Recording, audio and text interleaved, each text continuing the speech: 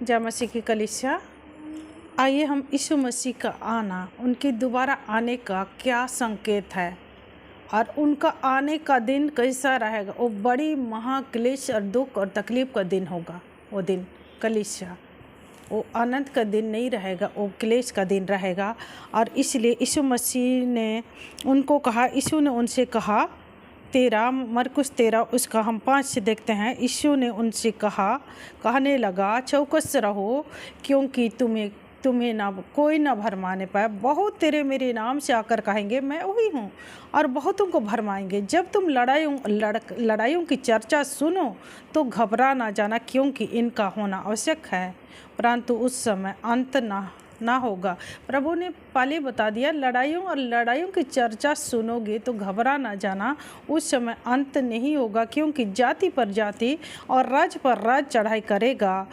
हर कहीं भूकंप होंगे और अकाल पड़ेंगे, या तो पीड़ाओं का आरंभ है। प्रभु ने बता दी है, सारी चीज़ें हो चुकी, बता दिए मेरे आने का संकेत क्या होगा। प्रभु ने बता दिया उनके आने का संकेत है महाक्लेश का आरंभ। हालेलुया।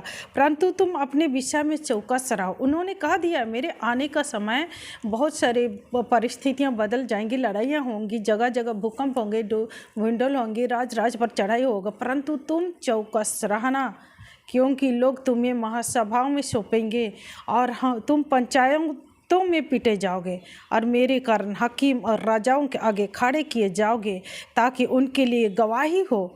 पर आवश्यक है कि पहले सुसमाचार सब जातियों में प्रचार किया जाए। जब वे तुम्हें ले जाकर सौंपेंगे तो पहले से चिंता न करना। प्रभु ने कहा, जब तुम्हारे ऊपर इस तरह सताव आएगा, तुम्हें महासभाओं में पंचायतों में तुम्हें सौंप दिया जाएगा, तो तुम पहले से चिंता ना करना, क्या बोलना क्या नहीं। प्रभु कहते उसी घड़ी तुम्हें बता दिया जाएगा। बोलने वाला तुम नहीं हो, वो परमेश्वर का आत्मा, पवित्र आत्मा है, वो तुम्हें सब कुछ बता देगा। इसलिए तुम घबरा मत जाना। और भाई को भाई और पिता को पुत्र घात के लिए सौंपेंगे, और बच्चे माता पिता के विरोध में उठ खड़े होंगे, मरवा डालेंगे, और मेरे नाम के कारण लोग तुमसे क्या करेंगे, बैर करेंगे। पर जो अंत तक धीरज धरेगा उसी को उद्धार होगा। प्रभु ने हर एक बात को बता दी है पहले से ही। और फिर महासंकट काल शुरू होगा, आरंभ होगा। यीशु मसीह का आना वो विश्वासियों के लिए, जो उद्धार प्राप्त व्यक्ति है, जो उनको उद्धारकर्ता मानते, जो उनको प्रभु मानते, जो उनको अपना सब कुछ मानते, उनके लिए आनंद का दिन है। लेकिन जो नहीं मानते उनके लिए दुख और क्लेशों का दिन होगा। हालेलुया। अतः जब तुम उस उजाड़ने वाली घृणित वस्तु को जहाँ उचित नहीं है वहाँ खड़े देखो, तब तो यहूदिया में हो वे पहाड़ों पर भाग जाएं। जो छत पर हुआ वो अपने घर से कुछ लेने को नीचे ना उतरे और ना भीतर जाए, और जो खेत में है वह अपना कपड़ा लेने को पीछे ना लौटे। उन दिनों में जो गर्भवती और दूध पिलाती होंगी उनके लिए हाय हाय। और प्रार्थना किया करो कि जाड़े के दिन में ना हो। प्रभु कहते हैं प्रार्थना किया करो कि जाड़े के दिन में ये जो प्रभु का आना ना हो। हालेलुया। क्योंकि वे दिन ऐसे क्लेश के होंगे, सृष्टि के आरंभ से जो परमेश्वर ने सृजी है अब तक ना तो हुए हैं और ना फिर कभी होंगे। यदि प्रभु उन दिनों को ना घटाता तो कोई प्राणी भी नहीं बचता, परंतु उन चुने हुओं के कारण, जिनको उसने चुना है, उन दिनों को घटाया है। चुने हुओं के कारण प्रभु का जो आगमन है ना, वो थोड़ा देर है। यदि प्रभु उन दिनों को न घटाता तो कोई प्राणी भी नहीं बचता। हालेलुया। परंतु उन चुने हुओं के कारण प्रभु का आगमन का दिन घटाया गया है। उस समय यदि कोई तुमसे कहे देखो मसीह यहाँ है, देखो वहाँ है, तो प्रातीति न करना, क्योंकि झूठे मसीही, झूठे भविष्यद्वक्ता उठ खड़े होंगे और चिन्हों अद्भुत काम दिखाएंगे कि यदि हो सके तो चुने हुओं को भी भरमा दे। पर तुम चौकस रहो, देखो मैंने तुम्हें सब पहले से बता दिया। प्रभु ने कहा है उन दिनों में मेरे आने का जो संकेत है, उन दिनों में क्या क्या घटनाएं घटेंगे। झूठे मसीह उठ खड़े होंगे उन दिनों में, चिन्ह चमत्कार दिखाएंगे उन दिनों में, और लड़ाइयाँ होंगी, जगह जगह भूकंप होंगे। यीशु मसीह ने अपने आने का संकेत बता दिया है। तो जो लोग जानते हुए नहीं घबराएंगे, वो प्रभु के आगमन को जानते हैं उनके।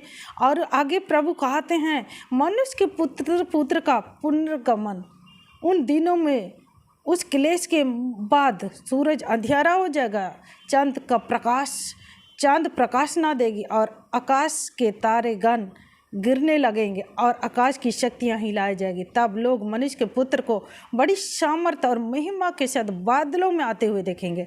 उस समय वो अपने दूतों को भेजकर पृथ्वी के इस छोर से आकाश के उस छोर तक चारों दिशाओं से अपने चुने हुओं को इकट्ठा करेंगे। उस दिन परमेश्वर अपने दूतों को भेजेगा और पृथ्वी की जो इस छोर से उस छोर से अपने चुने हुओं को क्या करेंगे, इकट्ठा करेंगे। और क्या होगा, वो न्याय का दिन है, इकट्ठा करेंगे। जैसे चरवा भेड़ों को बकरियों से अलग करता, उसी प्रभु अपने चुने हुओं को अलग करेगा, दुष्टों से धर्मियों को अलग करेगा। हालेलुया। और दुष्टों को दुष्टता का प्रतिफल, धर्मियों को धार्मिकता का प्रतिफल देने वाला परमेश्वर है। Hallelujah, hallelujah. और उसका संकेत भी दे दिया है क्या क्या चिन्ह होगा। जैसे यहाँ लिखा, अंजीर के पेड़ से यह दृष्टांत सीखो, जब उसकी डाली कोमल हो जाती है और पत्ते निकलने लगते हैं तो तुम समझ लेते हो ग्रीष्मकालीन ऋतु आ गई है। उसी प्रकार जब इन सारे बातों को पूरा होते हुए देखते हो तो समझ लेना कि प्रभु का आगमन द्वार ही पर है, वो बहुत निकट है। ये प्रभु ने अपने आने का संकेत कर दिया है। इसलिए जगते रहो, प्रार्थना करते रहो। प्रभु ने कहा है तुम चौकस करो। Hallelujah, hallelujah. ये परमेश्वर का जीवित वचन है। इस वचन के द्वारा कलीसिया आप सबों को परमेश्वर आशीष दे। और छोटा सा प्रार्थना करेंगे।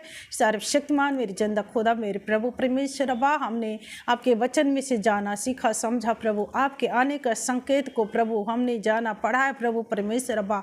तो इसलिए प्रभु हम पर दया कीजिए, अनुग्रह कीजिए। हम हमेशा प्रभु परमेश्वर हम चौकस रहे और प्रार्थना में लौलीन, और हे प्रभु अपनी आत्मा, मन, प्राण आपके ऊपर हम बनाए रखे प्रभु परमेश्वर, ना कि संसार की वस्तुओं पर, परंतु हम आपके ऊपर अपनी आत्मा और प्राण को निरंतर बनाए रखे प्रभु।